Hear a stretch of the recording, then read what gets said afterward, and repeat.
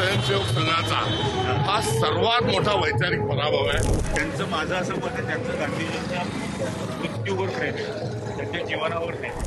ही पहिली क्रांती ही तथागत गौतम बुद्धांची आहे आणि त्या दीक्षाभूमीवरून ही संविधानाचा जो विचार आहे तो घेऊन आम्ही निघालेलो आहोत. आपल्या सर्वांचं स्वागत.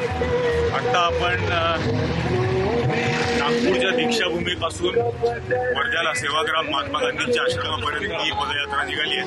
महाराष्ट्र प्रदेश काँग्रेसचे प्रदेशाध्यक्ष हर्षवर्धन सपकाळजी आपल्यासोबत आहेत.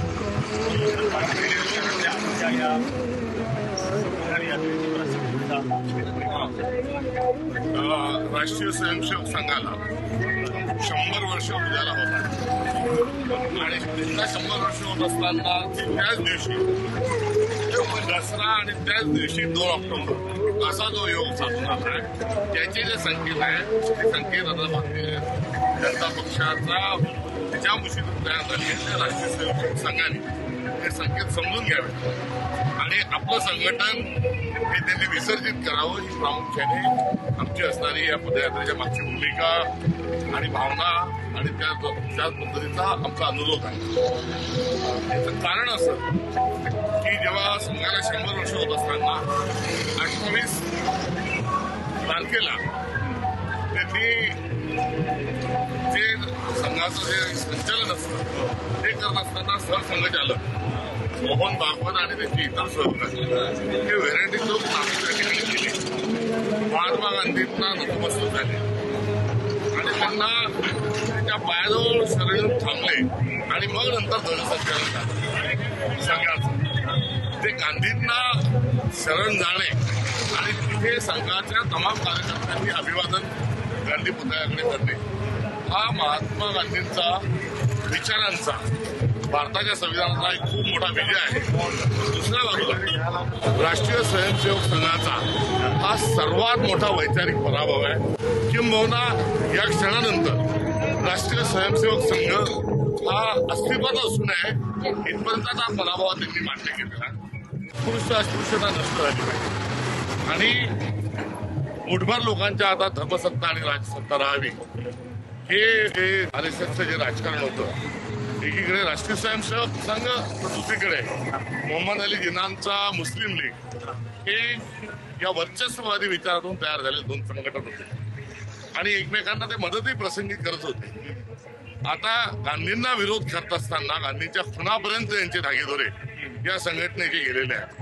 फक्त गांधी द्वेष या देशात पसरवणे आणि सोबतच जाती धर्मात माणसात भेद निर्माण करणं, बुद्धिभेद निर्माण करणं हे काम त्या संघटनेने केलं होतं. आता 100 वर्षानंतर जर त्यांना गांधीच्या पुढे नतमस्तक व्हावं लागतं तर आता त्यांनी संघटनेने बरखास्त करावं व गेले अनेक वर्ष राष्ट्रीय स्वयंसेवक संघाच्या मुख्यालयात तिरंगा ध्वज फडकत नव्हता. गेल्या काही वर्षांपासून 2 भारतीय नागरिकांनी जाऊन 15 ऑगस्ट 26 जानेवारीला ध्वज फडकवल्यामुळे त्यांना तो नाईलाजा सुरू करावा लागला.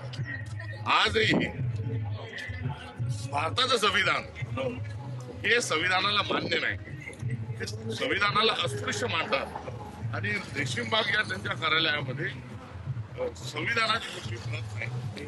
त्याऐवजी पंच ऑफ थॉट अर्थात मनुस्मृती हा त्यानुसार त्यांना भारत घडवायचा त्यांची आयडिया पिंड्या मनुस्मृतीच्या अनुषंगाने आहे.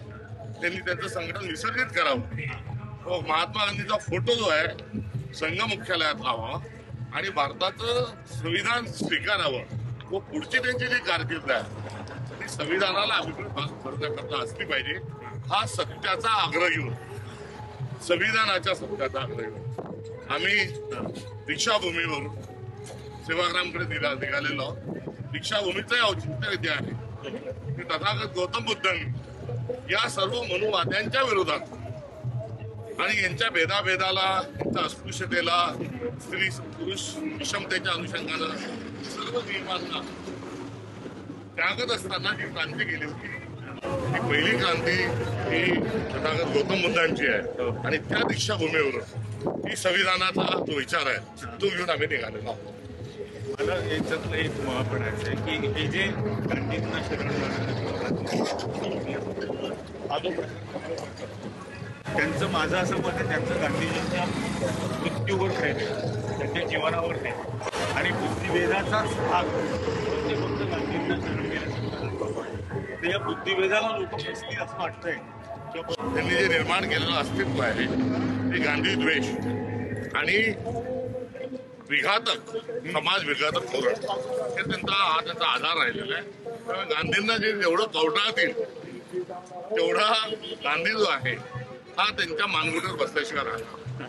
त्यामुळे गांधी का मरत नाही याचं फार छान उत्तर विविध पुस्तकांच्या माध्यमातून दिलं आणि त्याचा जर आपण सर्व चंद्रकांत वाडकरींपासून तर आपल्या पुस्तकांपर्यंत तुषार गांधीच्या होती गांधी या पुस्तकापर्यंत सगळं जर बघितलं तर हे त्यांचं हास्यास्पद अशा स्वरूपाचं एक कृत्य आहे.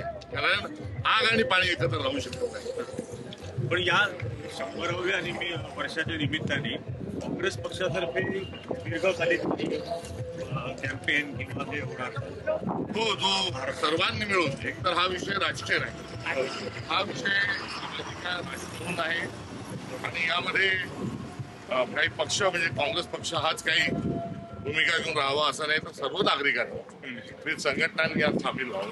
ही भूमिका आमची पहिल्यापासूनची आहे आणि येणाऱ्या वर्षभरापर्यंत पुढच्या वर्षीपर्यंत जोपर्यंत यांचं 100 वर्षाचा उत्सव चालेल तर इकडे त्यांच्या विरोधात ते विसर्जित करा आणि बरखास्त संघटन करा. या अनुषंगाने वर्षभर विविध कार्यक्रम हे काँग्रेस कमिटी मार्फत देखील आयोजित